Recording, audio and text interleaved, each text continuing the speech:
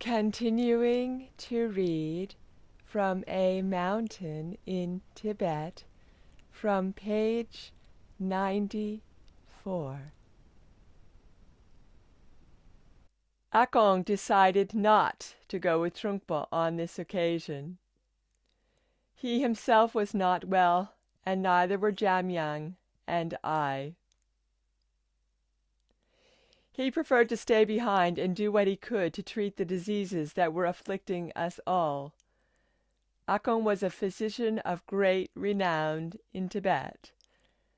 Here he had no access to Tibetan herbs, and besides, he had never seen these illnesses before.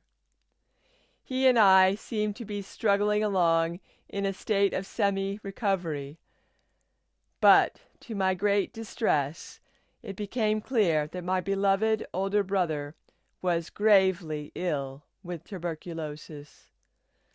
The conventional medical services lacked the resources to treat the hundreds of people who were suffering from that and numerous other diseases. There was little to be done. Some months after Trungpa's departure, Akong received a letter from him explaining that he had been in Rumtek, but had decided not to accept an invitation to begin a new life as a teacher within His Holiness the Karmapa's establishment. He had then been with other exiled Tibetans, as well as various Westerners, in Kalimpong, and had made a commitment to move further into the modern world, rather than stay in the familiar Tibetan monastic system.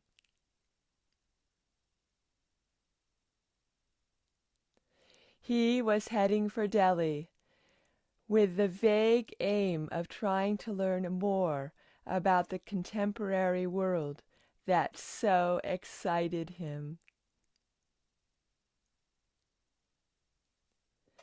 and how best to bring the teachings to life in this new context. He planned to ask Frida Bedi for assistance and invited Akong to join him. This time, Akong agreed. He had recovered. I was out of danger. And Jamyang, well, there was nothing he could do for Jamyang.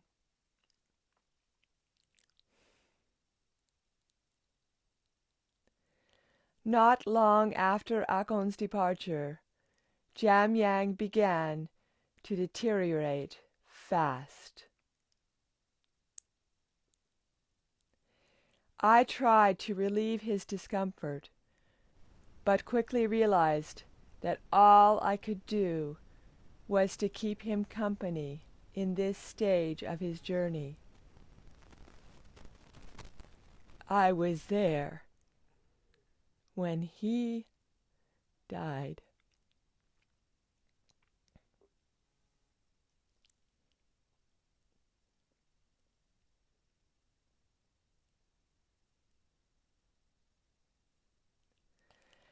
Afterwards, I was grief-stricken. Jamyang had been my consolation, my comfort, and my link to the loving, secure home of my childhood. Now he was gone.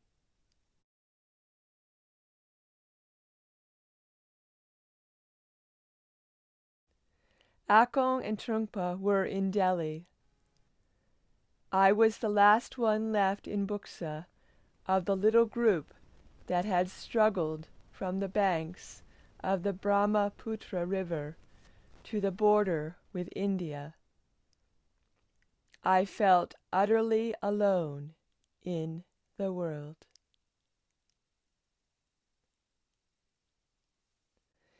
In the face of this personal catastrophe, my mind turned of its own accord to the profound Buddhist teachings on impermanence.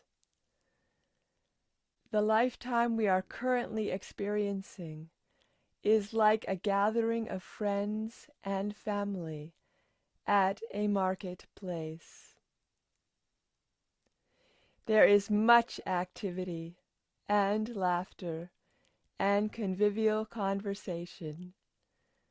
But then, all too soon, the market comes to an end, and people disperse to go home.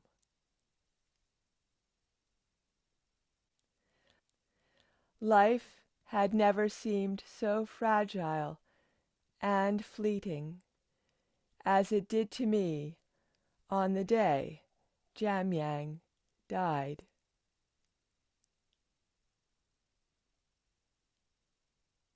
I was not left alone with my misery for long. Some weeks after Jamyang died, Akon arrived at the college to take me back to Delhi with him. On that long, dusty bus journey, Akon told me of his life in Delhi.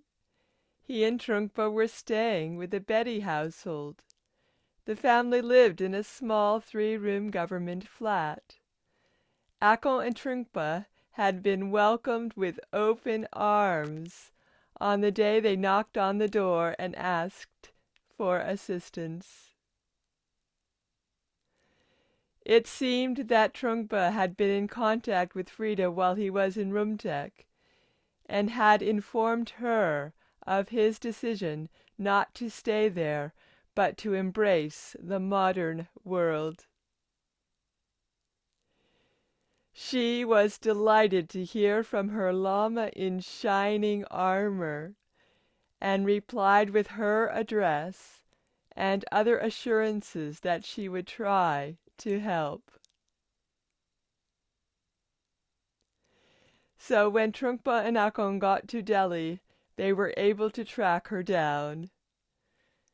I don't know whether Frida had actually envisaged taking the two of them in, but that's what happened. They had been sleeping on mats on the small veranda for the last few months. When word reached Akon that Jamyang had died, and I was now alone, Frida had agreed immediately that he should go and fetch me, which is how I came to live with Frida Betty, her husband, and their 3 children. The flat was tiny and very basic, though of course it was wonderful compared to the camp. I slept on a rug on the floor of the veranda. I felt a bit like a little dog in the corner. For washing we had a cold tap and a mug for splashing water onto our face and bodies. There were no cupboards or drawers in which to put anything. There were no chairs, only cushions and mats, and a hard bed seat covered by a Tibetan rug. In one corner of the sitting room there was a Tibetan shrine with lighted butter lamps. There was hardly any floor space that was dry or clean. Rats regularly scurried back and forth below our feet. This was how people lived in Delhi in those days. I thought back to my time in the monastery at Dol Malakan, and how I had lived a life of such luxury there, but had been unable to appreciate it. Despite the squash, we were treated as part of the family. I was now nearly 17, and Akon and Trungpa were 22. Two of the Betty children were of similar ages, and they considered us brothers. We all ate together and talked and joked. It should have felt like a new beginning, but I still carried a terrible burden of loss and resentment. When I saw Akon and Trungpa laughing and teasing each other, I felt excluded, and it made my misery sharper.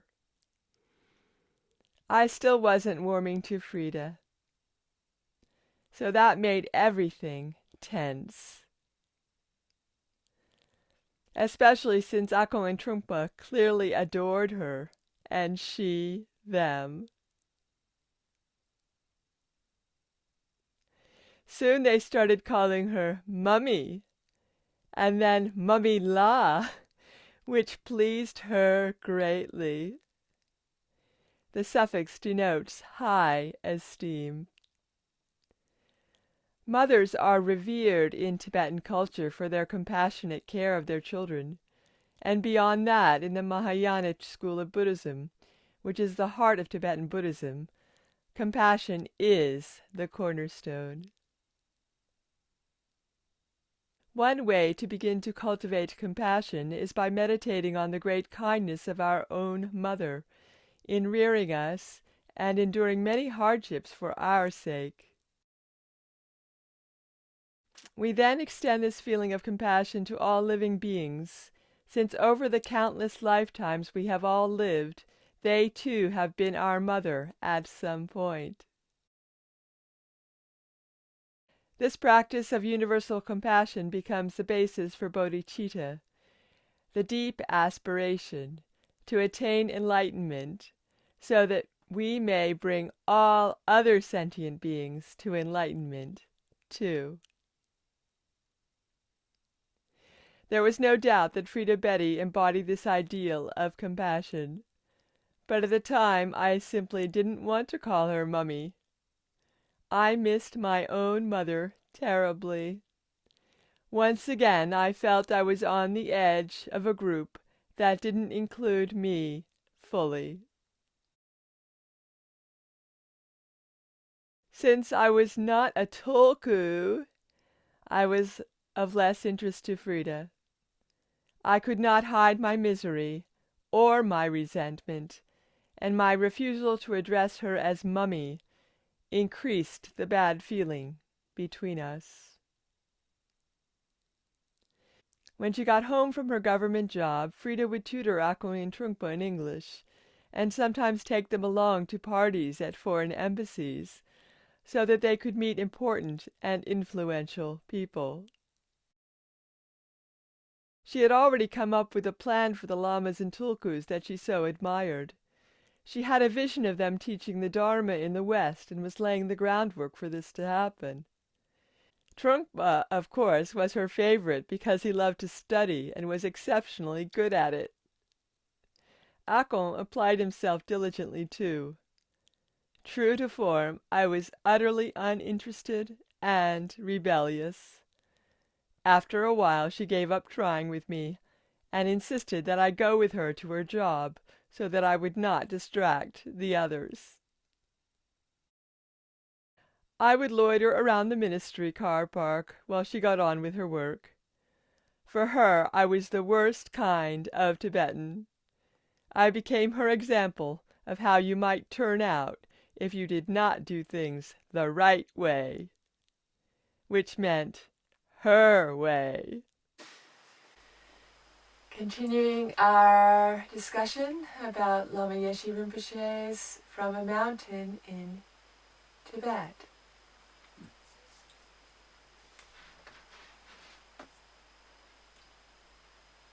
Well, it's good that Trungpa got a chance to go and visit the 16th Karmapa. And I understand why Rinpoche Hakong stayed behind, because of the sick people were really needing his help. So he stayed to look after them, and his brothers as well. And it must be very sad for Lama Yeshe to watch Jamjang getting worse and worse until he actually died. It must have been a very deep, sad feeling for him to carry at the time. Yes. You know. And well, and I had an idea. He would be away from the place as well, because as Akram Rinpoche and Trumpa got settled down with Frida. So that was on to another new experience from after what he had went through. So I think things was a little bit better for him now, you know. And I found under a sad Lama his position, I felt like he was the odd one out, you know. Mm-hmm. And Frida was more interested in scholars, you know. And she was a well-educated woman herself, so she understood it that way, you know. So that was very, very good in that way. I'm sure they must have found out about Rinpoche and Lama Yeshe having TV, so they must have, and he said, must have got cured from it. Cured. But didn't I think he said that Rinpoche was already cured when he left. He said he had recovered. He recovered, aye. He had recovered. Yes, and you catch TB in time, then it's curable, you know.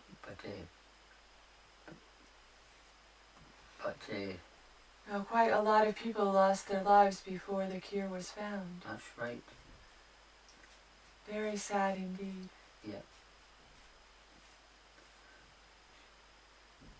It's good that they managed to find a cure for it. It saved a lot of people, didn't it? It did. Once they found the cure. That's right.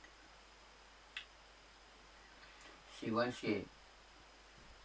some person has it in the family, you got to let that person who's got it take out their own cup. They can't use the same cup or you'll spread it, you know. It's very contagious. It's very contagious. You've got to keep to their own thing, you know.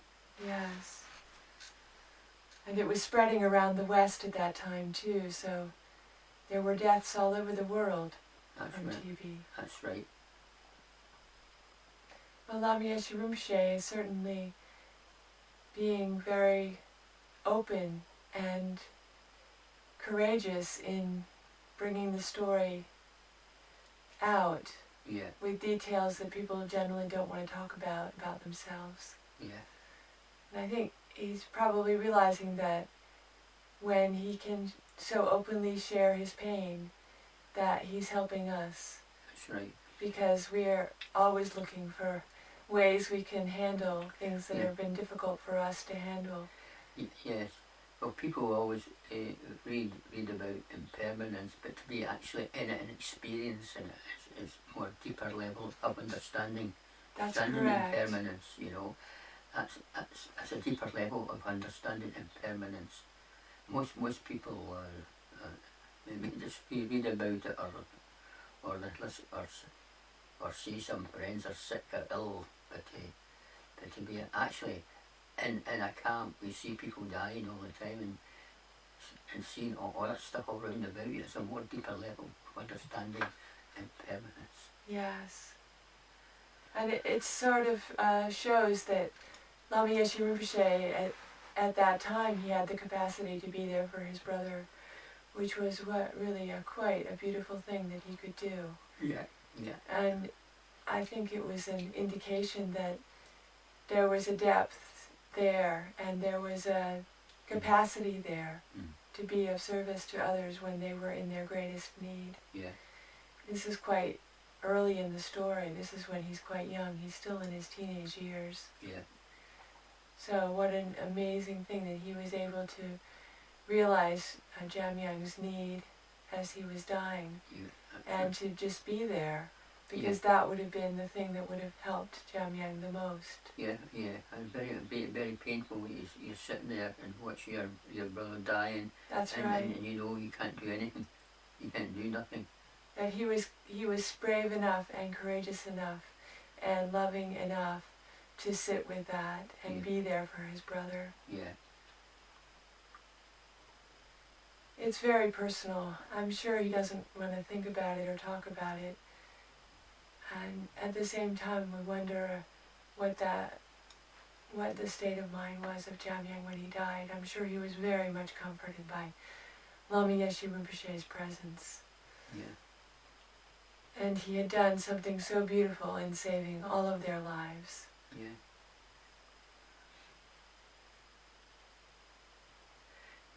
All those experiences that Lama Yeshe went through put him in good stead for carrying on. They conditioned him, didn't they? I conditioned him. And this path that he's on, his spiritual path, that he is rising to the occasion when he handles great difficulties. And once you've been through all these things, you know, it hits you at a more deeper level. Yes. And you can really see things much more clearly, you know. Yeah.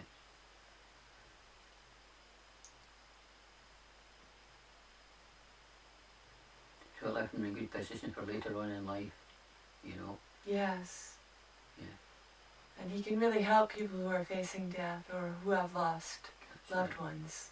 That's right. That's right. He's been there, and he will hold our hands too, or comfort us and enable us to face these difficulties. You know, when people come to Lama and talk about their troubles, it's nothing what he went through himself. I know. It's nothing. That's right. And it's always, you should always remember when things happen to you, there's somebody worse than you, always worse than yourself, you know.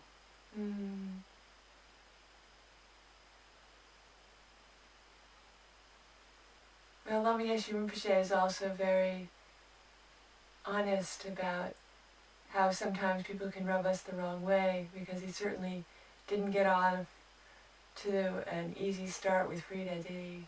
No, it wasn't. Yeah. And sometimes it's these relationships with the people that are closest to us that bring us the most challenging lessons and most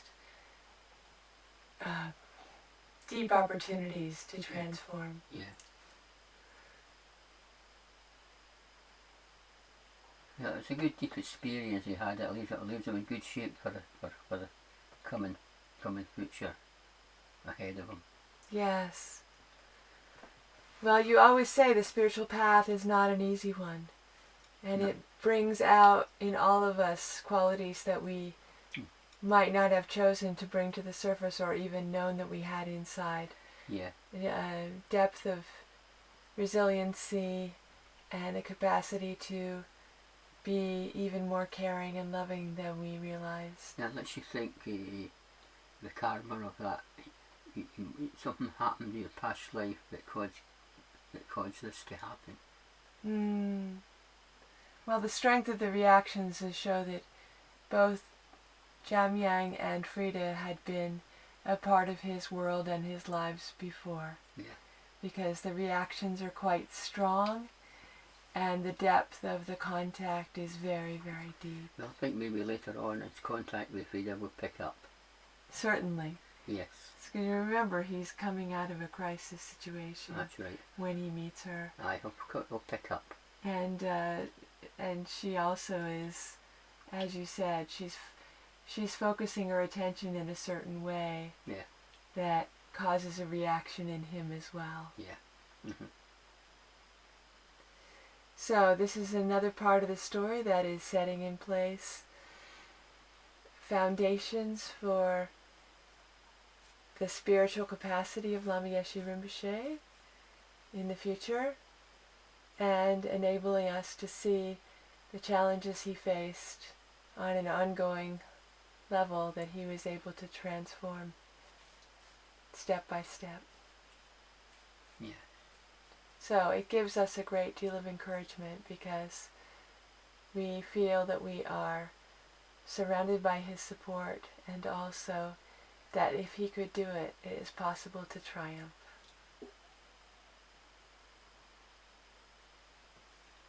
Yeah.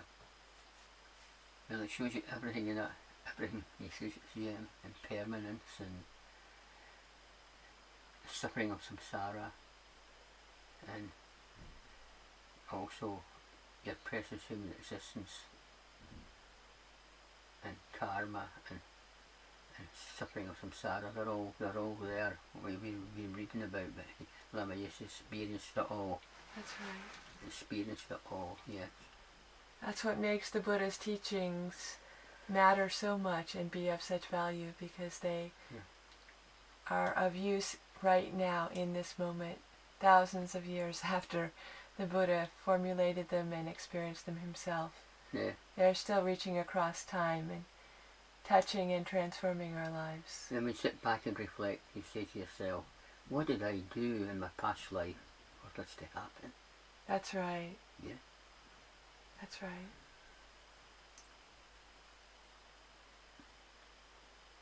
Okay. Okay. Okie dokie. Thank you, Lama Yeshe Rinpoche, for sharing this story with us. Yeah. Okay.